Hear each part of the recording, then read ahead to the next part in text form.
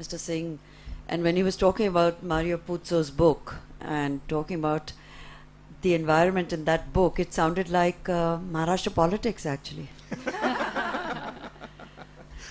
But and I wouldn't be at all surprised. What do you think, Sheila? That when I was reading your book, there were passages in it which indicated that there's nothing that goes on in this city. There's nothing that goes on, say, for example, even a function like this, that won't be instantly communicated to Daud. And people in the entourage would get to know about it. So do you think there's a Daud man sitting here somewhere in the audience and communicating and transmitting exactly what we've just said? You never know. But the thing is, I've been now trained, I would use this word from last 20 years, that whatever I do in life, whether in professional life or a personal life, I know half of the time police listening on, when Mr. Singh said that at that time telephone was new and mobile was new, but now we know that interception is so easy. So it's not just by police but also by illegally done by private people. So I have learned living through them. And Rohini Salyan, when she put me in the box and she started questioning, and 6 of the advocates, top shot of Mumbai city, started asking me based on my conversation with Chota Shakil, which means that I know whatever I say definitely goes to them, Shobha. So, but having said this, he said he could have been genius had it not been for his terrorist streak and Mumbai bomb blast case. Dawood always intrigued me, even today. And like Mr. Singh said, if I ever meet Dawood Ibrahim, I would surely get you a good interview and good read, and that would be my next book if at all he meets me. So that's indeed. But you never know. In city of Mumbai, there's Dawood everywhere. But That's true. It's the truth of life, whether it is film industry, corporate, politics, business, anything you name. He has his people. So how do you think you struck such a great rapport with all these underworld guys? You must have had some special talent. Not everybody can do it. What do you think that special quality was that you had which made them open up to you? I mean, I've been reading passages where you're sitting when the girl is getting married, his daughter, and you're looking at the Georgette saris worn by his wife. You're commenting on the way the men are dressed. There are people who are watching you. There are people who are tailing you. And yet all your antenna, everything, you're so alert. So you could have actually been a cop. You could have been a detective. You could have been anything. So Mr. Bharti, you want to hire me? What do you think what fascinates you about the underworld, for one? And how is it that they trust you? Because you can't get this kind of access. You had access to the most incredible, one of the most dangerous, the most wanted people. I will tell you. How did that happen? I will tell you, Shobha. You see, this she is the one who has met them. I mean, she may not probably. You know, one is the trust. The trust factor works, and the underworld also is very interested in publicity. And they read it in my eyes like I do in their eyes, that what is the intent. And it is pure information. And when they read my intent, they will want to trust me. And I think this is the only way. So whether it's not just Dawood or Chota Rajan or these gangsters, but it is for all the people who I have interviewed so far in my life. So be it corporate or a godman, or you name anyone. I think the key to everything is your intent. And second thing, I know for sure that they would know more about me than I know about myself. So when I'm alert and when I know this fact of my life and my professional life, I don't live under any illusion that they wouldn't know what I am doing. Has there been any time that you've been scared? Or whether you'll come out of it alive after having met one of these people and you have no protection of any kind? The only first time I think when I got notice from Mr. Shankar Kamble, if he's in the room, I don't know. I had seen him. He was around. The day he had called me and he said, "You have to come to my office, and you have supposed to give a statement." Little panic was set in because I knew what they were going to do. So imagine. What did they do? It was my testimony. I realized that they are going to put me in a box, and for the first time, my reaction was that now it's been done forever. They would never talk to me. This is the last interview I did, and that's the end of Underworld reporting for me. And I really didn't know how they would react. Mr. Kamble is there. I can see him. He's hiding his face. And he called me. It was just a nice conversation. When I went, I didn't realize that it was actually my statement. So he offered me a cup of tea. He talked to me. And in all naivety, I expressed everything, whatever I knew. And the next I knew when Ms. Rohini read out the entire statement in court of law, where accused are sitting, cops are sitting, defense lawyers are sitting. And I realized that, yes, I need to learn a lot in covering Underworld. So, like you said, the day I gave the testimony in the court, for a moment I felt that they might react. Did you feel like a marked woman? I mean, do you still feel like a marked woman? Do you think at any time, you don't know, if something you've said or not played ball, you'll have to pay the price for that. At some point, are you ready to pay that price? I think I've been paying that price already. In In a sense that I know I'm marked. Not only one thing I realized, Shobha, that Underworld is by far, with us media and me, transparent. I know. By now it's been 2 decades, so I know what would come next.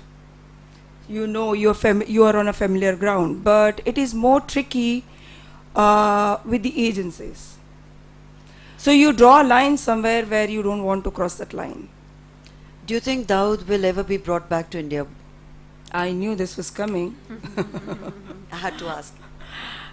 Yes. Ideally he should. But the situation today, the international situation, like Mr. Singh said, that he's a gangster. Terrorist now. Now, no, more than terrorist. Whoever has read this book in the room, and you, one reason I wrote this book was that I wanted to convey that Dawood has evolved manifold. All we do in India and in Mumbai, that he's a figure and he's sort of a legendary gangsters and Don and blah blah. But Dawood is much more important. He's dealing with much more important people than just ISI and across the globe. So he might be wanting to come back, like I have said it in my book, that there was a time Chota Shakil offered himself and he said he would like to come back. But under the present circumstances, I don't see a chance. Do you think it was because of the Yaqub Memon hanging that a lot of the gangsters who may want to come back, in your book you say that you got a call to say, देखो उसको क्या हो गया, अगर हम आ गए तो हमें भी यही करेंगे. Has it in some way toppled whatever the police, the agencies may have set in place to get some of them back by offering them perhaps a fair trial, and they don't believe anymore that they'll get a fair trial? I think that was a case of hope lost for them forever. The Yaqub hanging Yes, was yes. the turning point. Yes. So we are not going to get any of them back in a hurry. No. The point is what we want. If you want him alive, I personally feel that there is a chance. Would you act as a medium to Well, that's a facilitate that? Shobha, Why not? It's on a public platform. No, I think when he conveyed a message, Yeah. I'm a good messenger, and I conveyed the message. This message was very, very private to a point. It was confidential. For the first time, I brought it through my book because I thought that I should be honest with myself, my profession, and like I dealt with every subject, I should be honest with my subject also. So, which is why I mentioned that he did offer, with a minor condition. He said that the trial should end in a stipulated time, and that's about it. So there is a chance. And if the government intends to bring him back, I'm sure that's possible, with me, without me. May I say something? And David Headley. May I say something? Dawood Ibrahim will never like to come back to India because he knows his goose is cooked. You see, he had made an offer, so-called offer, when we were investigating the 93 blast case. You have made a mention of Ram Jethmalani. Mahesh Jethmalani, Advocate Mahesh Jethmalani, came to me, and this has been a number of times media people, they try to sort of talk and make a lot of political issue out of it. And he said Dawood Ibrahim wants to surrender. I was taken aback. I said, are you in touch with him? He said, no, Ram is in touch with him. I said, where is Ram? Has he met him? He says, Ram is in London and Dawood has contacted him. Whether he met him or contact otherwise, I don't know. And he has said that he would be willing to surrender on 3 conditions. Condition number 1, that he will not be encountered. He will not be killed in police encounter. Condition number 2, he will be tried only in the serial blast case and in no other case. Condition number 3, he will be kept not in the ordinary jail, he will be kept in some house arrest. I told him, my dear, do you think he really wants to surrender? These are conditions he is putting. Do you think any government will accept the condition number 1, that he will not be killed in an encounter? I said, which foolish officer will kill him in an encounter when he surrenders, and he will come in the blaze of all the media coverage and all that, gaja baja, So I said, I can guarantee he will not be killed. But about the 2, it is not only between police and the government. The court will not accept. There is a court in between. So I said, but I will convey your message, whatever it is. We discussed it in the government, and they asked me, what is this thing? I said, first of all, I think he doesn't want to surrender. No sensible man will put such impossible conditions. Let him face the trial in all the cases. And why in the, some other place and not in the ordinary jail? Is he some kind of a political prisoner? So these were the reasons why that didn't work out. Now in your book you have written, he has said that the chief minister at that time asked the police to make a case like this because he had a political rivalry with Shankar Rao Chauhan, who was then the Union Home Minister. Let me tell you, Sheila Dikshit, this is all bunkum nonsense. I was the chief investigating officer. I was heading the SIT constituted by the government of India, and chief minister never told me anything like this. Mrs. Singh, it is his version. Now, it is his version. Only one thing. Meaning No. yeah. Only one thing I would say. When we discussed as to why media and how you could get all this from media, see, I said they also want publicity. This is what I said, meant when I said that.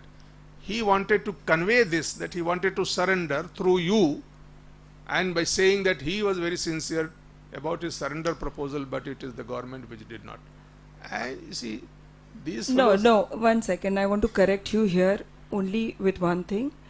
I think after this legendary case, Chhota Shakil, I am sure, is under no illusion that when he is talking to Sheila Rawal, agency is not listening in. Of course, yes, yes, yes. So whenever he talks to me, he knows that he is conveying and No. directly talking No, not to that. not only But- Mumbai police, but but you- most of the Indian agencies. But you were writing in the India Today, all your articles and interviews used to come and people used to read. So he is conveying his True. message through the public True. in general. Yes. And he wants to say that he is a very nice guy, a patriotic fellow, he wants to surrender.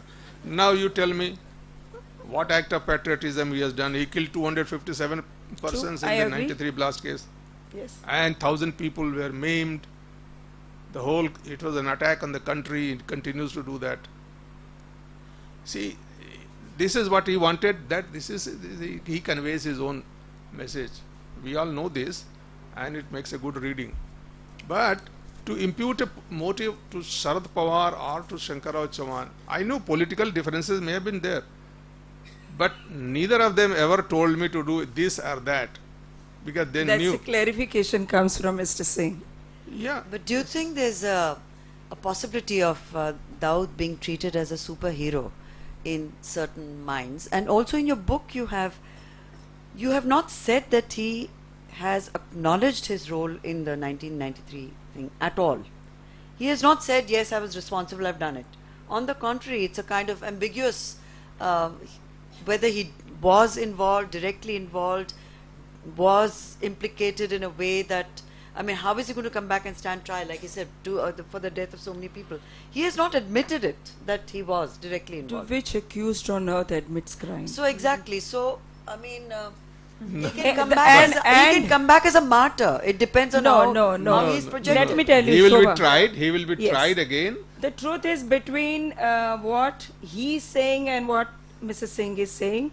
I think even Mumbai police has to prove it in the court, Yeah. and so has Dawood. He has to defend himself. So truth is between two extremes. That's true. It has to be proven. It has to go. And There will be any a trial. accused, no accused on earth would say that he is guilty Yeah, or no. he has committed any crime. No. But there is enough evidence, I can tell you. He will be I'm convicted. sure as a police you would. On that note, can we celebrate by unwrapping the book?